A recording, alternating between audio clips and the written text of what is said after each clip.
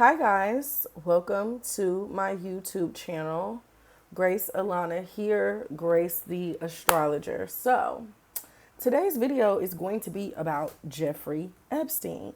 People have been asking me to do a breakdown on Jeffrey Epstein for the longest time now. And I did a video on him on TikTok before, but his birth time was not confirmed. This is a confirmed AA rated birth time that was, I think they got the birth time from his actual birth certificate. So we can use this chart. We know that this is official. So if you do not know who Jeffrey Epstein is, he was an American financier and a sexual predator. He had a famous island where there was a lot of famous people who have hung out with him. He's allegedly was besties with Donald Trump. He had ties to the Clintons. I think Naomi Campbell was on his island. Very long list, but they were on that island doing bad things. And again, he was known as a sexual predator as it pertained to especially underage girls. When it came down to, he's been arrested multiple times. And when it came down to it, the feds identified 36 girls that he was known to have victimized, some of them as young as 14 years of age. And yeah, at the end of the day, he parlayed with a lot of social circles, in a lot of social circles with a lot of elite famous people. So, breaking down Jeffrey's chart. First thing that stood out to me was that he had Jupiter in the fifth house, which can speak to him having an affinity for young girls, young people, because the fifth house is the house that represents children and younger people specifically. And also, when you think about Jupiter in general, Jupiter is the traditional ruler of young people. And even also thinking about Venus, his Venus rules the fifth house, which ties in a connection because Venus is what you are attracted to. Venus is what you like. Now, it's interesting because he has mutual reception between Venus in the third house and Jupiter in the fifth house. Mutual reception is when you have the planet that rules that one sign in that other planet's house. So, for example, Venus rules Taurus, Jupiter rules Pisces. He has Venus in Pisces and Jupiter in Taurus. So these planets are receiving each other, and it really ties in the themes of those houses, but also those planets. And again, Venus and Jupiter mutual reception can indicate that he, again, had an affinity for younger girls. Now, it's very interesting also thinking about that third house connection, the fact that he has third house placements, because the third house is the house of education. More specifically, it can be associated with like early education, childhood education, high school and below, whereas the ninth house is like higher education, college, all of the things. But his first job was him being a teacher. When he graduated college, he became a teacher. And there was speculation, even back then in the 70s, that he was being inappropriate with some of his students. So yeah, that connection there is very, very interesting. And also, to take it a step further, Jupiter rules his 12th house. And the 12th house is a house that can be associated with secrets and hidden things. And Jupiter is in sextile with his descendant. So two things. Again, the descendant is the angle that represents relationships and what you like, what you're attracted to. So one, again, that can also speak to him having, again, an affinity for younger girls. But also, Jupiter is in a trine with his ascendant, which could make him a secretive person because, again, Jupiter rules his 12th house. But also that connection with Jupiter in the descendant, the ruler of the 12th house in the descendant, again, shows that he had a lot of connections with a lot of powerful people. But again, they did a lot of these things in secret, a lot of things hidden. And it's interesting that Jupiter is making harsh aspect to literally all of his angles. Well, it's not making a harsh aspect to the descendant, but Jupiter is making aspect to all of his angles, which is very, very, very, very telling. And again, it can speak to the themes and the power of one, secrets, but again, thinking about what he likes in underage children and all of the things. Now, Venus also rules his 10th house of your career, your public image, your reputation. And that's so interesting to me because he's famous again for a lot of his connections, a lot of his networks. He was, again, like I said, he was known to be in a lot of prominent social circles with a lot of important people. The lot of fortune is in the 11th house, which can speak to the lot of fortune is a placement that's associated with your fate, your fortune, and things that kind of happen to you outside of your own volition and outside of your own circumstances. So people who have their lot of fortune in the 11th house will often find that their life and their themes are a lot of times tied into other people or their connections and networking and social circles and all of the things.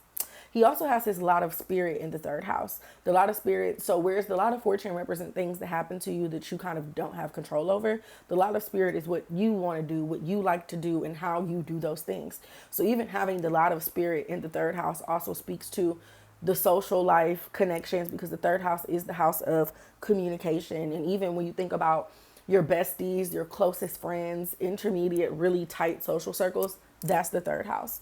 And again, he has the ruler of his 10th house of career in the third house, which can show that he may have gotten a lot of opportunities and connections and things by networking and by the people that he knew. Now, he has a Venus Mars conjunction, which again indicates that his relationships had a dark side. Venus is very comfortable in Pisces. Venus is exalted in Pisces. So outside of Venus being in Taurus or Venus being in Libra, it's comfortable. It likes to be there. Mars it doesn't have any dignity in Pisces, but just of the nature of Mars. Pisces is a feminine, intuitive sign. It's a water sign. It's a mutable water sign. Mars don't like water. Mars is fire. Fire, water, they don't mix. And again, Mars, Venus aspects are things that I often see in people who are abusers. Because even again, when you think about Venus, Venus represents sex, Venus represents attraction. So having Venus conjunct Mars can indicate that you might be into darker things. Even again, you have to think about the fact that Venus does rule his 5th house. So not only is Venus naturally just a planet that represents love, relationships, sex, which you're attracted to, but again, Venus rules his 5th house that represents a lot of those same themes. So it ties in another layer to that. And he also has this Venus in a trine with Uranus, which again can show that he's attracted to, or he may like or be involved with things that are shocking, things that are surprising, or that might have a wild, or even thinking about Uranus. Uranus is a planet that can be associated with control and manipulation, and it's in a tight trine with his Venus. It all adds up.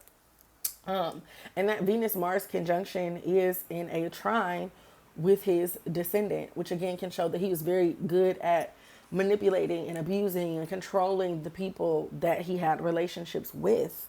And there's just a lot, like, again, when you're rich and you're powerful, you can kind of do anything and get away with anything. But his chart really does show that. Also, he's a Capricorn rising, and he has his chart ruler, which is an exalted Saturn. Saturn likes to be in Libra. Saturn is exalted in Libra. So even thinking about that exalted chart ruler can speak to a lot, because again, it speaks to one, his fame and connections, but also thinking about how he got away with a lot of things. And even thinking about, again, there was an exalted Venus ruling his 10th house. Then he has an exalted planet in his 10th house. And you can see a lot of times on people's charts when they have a lot of positive or easy or good placements, quote unquote, that can allow for them to get away with things more easier than life than maybe somebody else can. And again, Mercury is in the 1st house. Mercury rejoices in the 1st house. Mercury likes to be in the 1st house. But even again, Mercury in the 1st house can speak to somebody who has a lot of connection, someone who is social, somebody who's friendly, somebody who's charming, somebody who can be personable. And again, thinking about his chart ruler being in Libra, which is a very social sign, it makes sense. Now, Mercury was in a square with Saturn, which can show that he was somebody who's probably very calculated. I can see him being mean. I can see him being harsh. I can see him being strict. But even again, when you think about Saturn as a placement, Saturn and Mars are the malefic. So these are the planets that can be associated with abuse, cruelty, harm, domination, overexertion of power, things like that. Having that connection with Mars, which again is action and energy, that shows his drive, that shows how he handled things and the way that he moved, and the connection with Mercury and all of that. It makes sense. I think I just said Mars, not Mercury.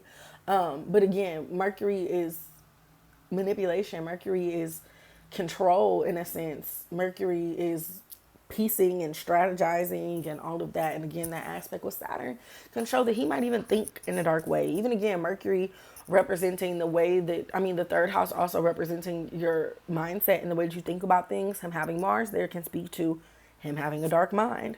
Now, he had a secret island. The fourth house is the house that's associated with secrets, one of the secret houses. And the moon is there, which I would think that the moon would be associated with islands because one, the moon is associated with also land, but also water. So the fact that he had this secret island and he has the moon in the fourth house, I think that's fitting. And the moon is also in conjunct his midheaven, which again is what you're known for, your public image, your reputation. Again, he had a negative reputation because of the things that were done on this island. And also the moon was in a square with his descendant, which again can also speak to him doing bad things with people on that secret island. Now, he has his Mars in a trine with Uranus. This is an aspect that I often see in people who do a lot of wild things or people that lack self-control, discipline, and structure. People that are just wild because, again, Mars is the planet that represents action, energy, motivation, what drives you. Uranus represents freedom and rebellion, a desire to do things differently, a desire to be different. But again, Uranus represents things that are shocking, surprising, things that are chaotic, things that are all over the place. Again, that Mars-Uranus aspect shows that he can be wild. And even again, his Mercury is also opposing his Uranus, which can show that he might have been wild when it comes to the way that he thought or expressed himself, or even with his actions and the way that he just spoke overall. So chart definitely shows that he was wild, definitely shows that he was all over the place. Now, I want to get into the chart of his death. But before I break that down, little intermission, please subscribe to this channel if you have not already subscribed to this channel. Go subscribe to my Patreon for $15 a month. If you become a paid member, you get to ask me a question that I can answer using your chart, or I can pull a card. Even all of my videos that I upload, like right now, I typed up a whole document with the notes for the video. The notes are already uploaded on my Patreon, so they got access to some things early, more detail. And yeah, link in bio to book a reading. The link is also going to be in the description. Any question that you have about yourself, your life, your chart, I can answer for you. So book a reading. Now, Jeffrey Epstein was arrested for his sex crimes. He was on, I don't even know if he made it to trial or not, but on August 29th, 2019, he died in a prison. He was found dead in his cell at about 6:30 a.m. and he died by hanging. Now, astrology is so literal and so interesting. Now my light just died. Hold on. Not my light just died. Okay, but yeah, the transits on the day that he died were so telling. So when someone dies, there's three things that I'm really looking for. I'm looking for the first house to be activated in some sort of way, because the first house represents you, your life, your vitality, your physical body. So if you die, you know, something's going to happen to your body. I also look at the fourth house because the fourth house traditionally is associated with endings and death. And yeah, you'll notice a lot of times when people pass that fourth house is activated in some sort of way. And of course, looking at the eighth house, because the eighth house is the natural ruler of death. So first thing that stood out to me when I was looking at the chart of his death is that the moon was transiting his eighth house when he died. And the moon stays in the sign for 2.5 days. So wherever the moon is transiting for someone for those couple of days, that can show an area of life that might be a major focus, or there might be something significant going on there. And a lot of times when people die, that moon will be in their eighth house. Also, Saturn is the traditional ruler of death, and Saturn was conjunct his ascendant, which again represents you, represents your physical body. Now, the South Node, the nodes were on that first seventh house axis, which just in general can speak to a lot of major events in one's life. But even thinking about the South Node representing like losses, freedom, because again, when you die, it is a sense of freedom. Your soul is leaving your body. I ain't gonna get all woo-woo and shit, but yeah, South Node being conjunct his ascendant when he died, again, very literal. Pluto is also the modern ruler of death, and Pluto was in his first house as well, also conjunct his ascendant. And that Saturn South Node conjunction was in a square with Mars, which is the ruler of his fourth house of endings again. What else? Wait, is that a square? I actually think that's a sextile. Yeah, it's not a sextile, it's a square. But I mean, it's not a square, it's a sextile, but still an aspect nonetheless. And I'm not gonna lie, a lot of people speculate like, did he really kill himself or was he killed? I actually think he killed himself because the ruler of his eighth house of death is in the first house of self. Well, no, it's not. Actually, it's not technically in the first house, but I'm sure if I was to maybe use a different house system, it could be in the first house. And even I was reading this traditional astrology book when it was talking about basically if a planet, I think I'm, don't misquote me, but I think that it basically said essentially like if the planet, if a planet is in the first couple of degrees of another sign, then it carries that energy of a previous sign or vice versa. I don't know, but I was looking at this wrong because, yeah, his sun is in his second house. But also, the ruler of his eighth house was in a square with his chart ruler, which again, eighth house is death. The chart ruler represents you, and it's a square, which is a harsh aspect, which to me could indicate that maybe he potentially did kill himself.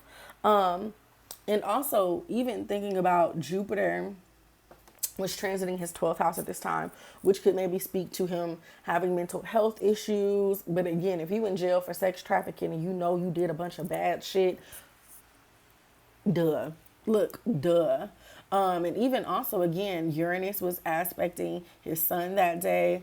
Mercury was aspecting his sun that day. Looking at the fourth house ruler, there was a bunch of aspects. The nodes were squaring his, not squaring, but the nodes were aspecting his fourth house ruler. And again, them aspects to his ascendant. Mars represents like violence and abuse and endings. And again, he died by hanging, which is super, super literal. But yeah, they're the aspects, the astrology of the day that he died is very interesting. And yeah, I definitely think that he could have killed himself. Of course, we never really know. Who truthfully knows? You know, they say that he killed himself so, or they killed him so he couldn't expose them, which is interesting. Who knows? But yeah, let me know what y'all think. Stay tuned for the next video. The next video, I'm going to compare the synastry and composite charts for him and Donald Trump. Because it's alleged that they were besties, butt buddies, whatever the hell they had going on. But their charts, their synastry is very interesting. So make sure you are on the lookout for that video. But yeah, again, subscribe to my channel. Follow me on all of the socials, all of the platforms, Moon World Mommy. And the link is in my bio to book a reading if you are interested. And I'll also put it in the description. Thank you so much for watching. I hope that this video was interesting to you. Please share your sentiments. Let me know what you think about it in the comments below. And I'm open to any suggestions about people who you want readings on, any other astrology topics that I can make videos on. I am open to anything, so please leave suggestions as well. Thanks for watching.